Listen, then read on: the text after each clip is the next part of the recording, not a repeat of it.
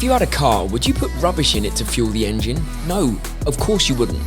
Unless it was the DeLorean, obviously, but that doesn't actually exist, I think. And it's the same with our bodies. Do we want to be putting in rubbish in order to fuel our engines whilst trying to be at our best? Of course we don't. So I've looked into the eating habits of the pros in the hopes that we can learn some easy daily dietary tips and tricks and implement them right now and up the level of our performances and life. And I've come up with 8 easy daily pro diet habits that I think can really help us all. And if you learn something new in the video, then consider subscribing and joining this crazy journey. Now let's get it.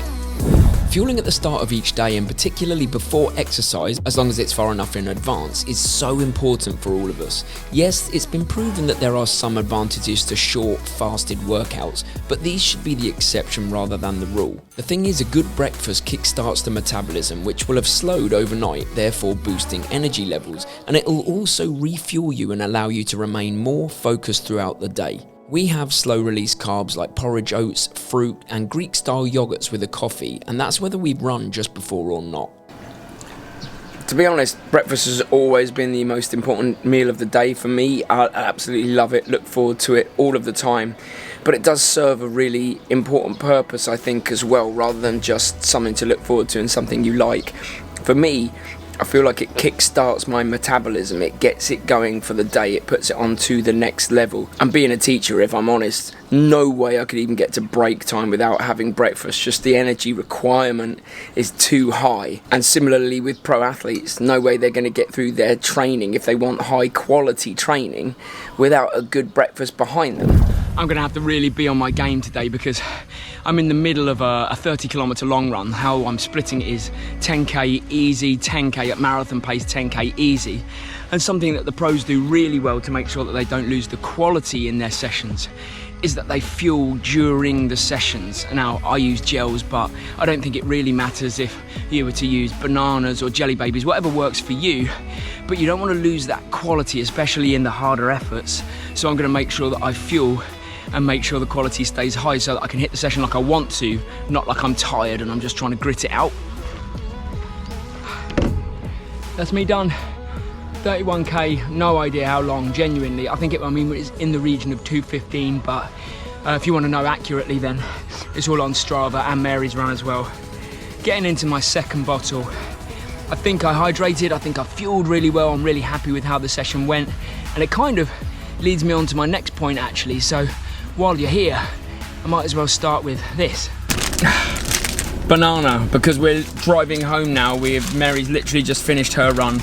We're going to head home, and I want to talk to you about what I would call the golden window. Call it what you will, but there is also a point where after your session, after all of the training you've done, there's a point where you need to replenish. And elite athletes are very good at knowing when and what to put back in their body straight after a session. So it's not just about fueling before, it's not just about fueling during, it's also about fueling straight after. I'm just going to be ultra truthful about this because this is Sunday, this is after the long run. We'd already had breakfast before we went out.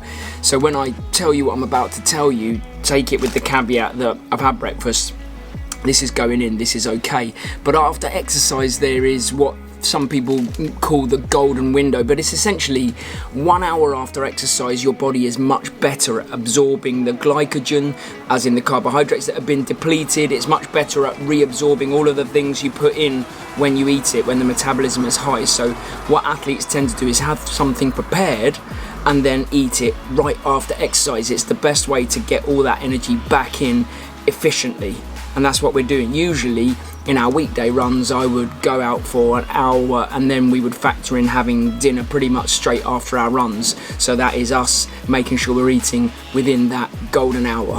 One thing I think the pros do really well is that they understand that you really shouldn't limit the calories that you're eating, and actually you can sometimes eat the occasional treat. So when I say not limiting calories, what I don't mean is go ahead and eat anything you want without worrying at all. I'm not saying that. I'm saying eat quality foods, usually that means unprocessed, and make sure you eat enough of them to fuel your training, because lots of negative things are going to happen if you're not eating enough and then trying to train hard or high volumes. You're not going to be able to do it. So the pros really best understand that they don't restrict the calories, but what that doesn't mean is that they then just go ahead and eat anything. As I said earlier, it means that they choose quality foods, and it means that they make the right choices, but they're not thinking in terms of calories. They're thinking in terms of, let's get energy in to make sure that my training is of the highest level of quality possible. So essentially with us, if we're training, we're eating. And yeah, we might have that burger and chips, yeah, we might have that pizza, we might have an ice cream in the week, but the vast majority of what we eat is going to be high quality, unprocessed, healthy food, with the occasional treat. One simple pro runner habit when it comes to diet that it's worth mentioning, it's not necessarily daily in the early days of this habit, but it is something that's worth bringing up now, is that a lot of pro runners, as much as they crave consistency in terms of their training and they crave consistency in terms of their diet, they do also experiment with their diet. And all I mean by that is they play around, they try new things from time to time, but they don't just have to do it out of necessity, obviously. So alongside that necessity to change their diet that some people go through, the pros also have a desire to evolve, a desire to experiment. What changes in their diet could they make that might make a difference to their performance? And you know, we can definitely do this too.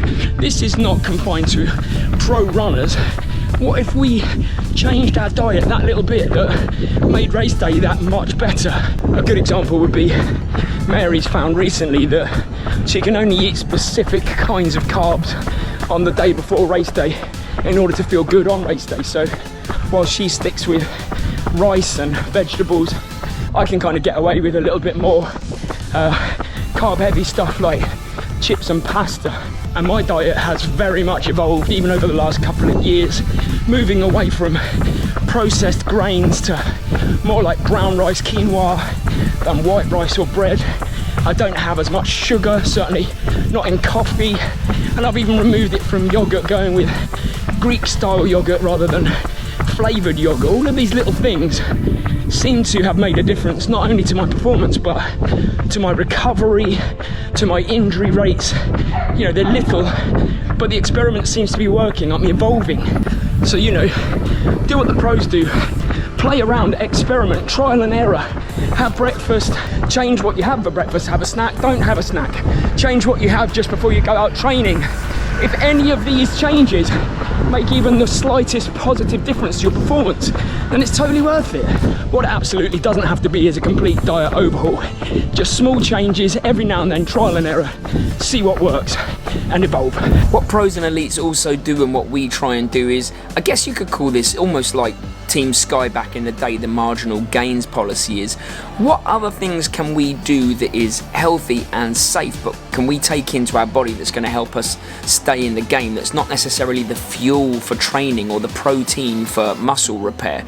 And I guess I'm talking about vitamins and minerals, looking at our immunity, our gut health. What vitamins could we do with more of? And it starts for us with vitamin C. Every morning we'll always have a vitamin C tablet, and you can get that naturally in things like citrus fruit and broccoli and berries, but there is absolutely no harm in having an extra shot of vitamin C because it really helps boost your immunity. And same with vitamin D. When we were in the UK, we took, all through the winter, we took vitamin D supplements because we're certainly not getting it from the sun over there. We haven't had to do that since we've moved to Thailand, but vitamin D was something we were very big on while we were in the UK. And we try and choose the right yogurts like probiotics in our breakfast, like Greek yogurt to help with our gut health. Antioxidants that you can get from dark chocolate, so there you go, permission to eat a little bit of dark chocolate, and berries. And we have also been known to eat cod liver oil capsules, but I've got a real issue with fish, like I'm a bit weird, so even though you can't taste it when you eat them, sometimes when I used to burp, I can't even go into it. But there are lots of things that you can do that are not directly affecting, like giving you the carbs back or protein to repair muscles, but can help keep you in the game because they boost your immunity and they boost your overall health and allow you to stay out there running.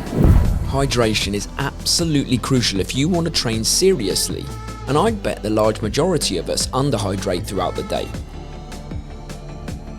I try to break my day up into segments, and after my only coffee of the day at breakfast, I'm on the water. I try and get through around 2 litres before lunch and maybe 2 to 3 more after. And we live in Thailand, where it's even more crucial with the amount of sweat we lose. And you know what? If anyone's wee is this brown, I'd suggest they're in big trouble. So 2 to 3 bottles per day at work is the initial goal. And one of those bottles is usually with an electrolyte tablet to try and replace what's being lost in the sweat.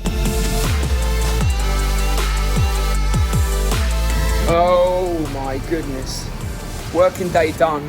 I didn't actually get to fill this up for the 3rd time yet, so I'm going home now to do that. I feel alright though. In the evening, we just continue drinking a mix of water, electrolytes, and sometimes a cheeky mango smoothie. And just before bed, we also have a magnesium to help us sleep.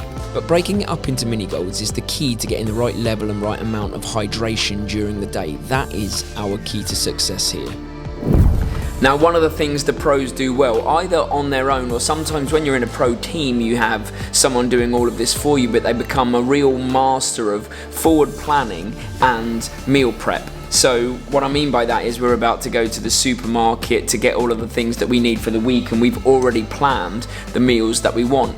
And that's going to help us in 2 ways. The first way is that it really focuses our mind, and we can be really healthy when we're walking through the aisles rather than picking up things and bits and bobs because we're hungry. We know what we want, and we've picked the majority of our meals this week are pretty healthy with lots of fruit and veg, carb centered.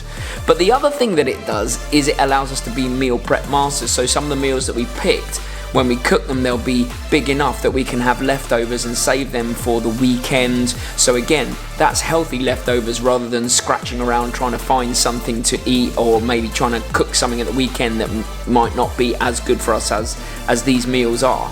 And if you enjoyed this video, you took something from it, then consider subscribing, but I'll never give you the hard sell, that's just not us. And you know what? I think you're gonna like this video, which is the 5 dietary habits of endurance athletes that kind of overarches what we've been talking about today, and I think it could really help. I think you could really enjoy it. Thanks for watching. See you next Sunday.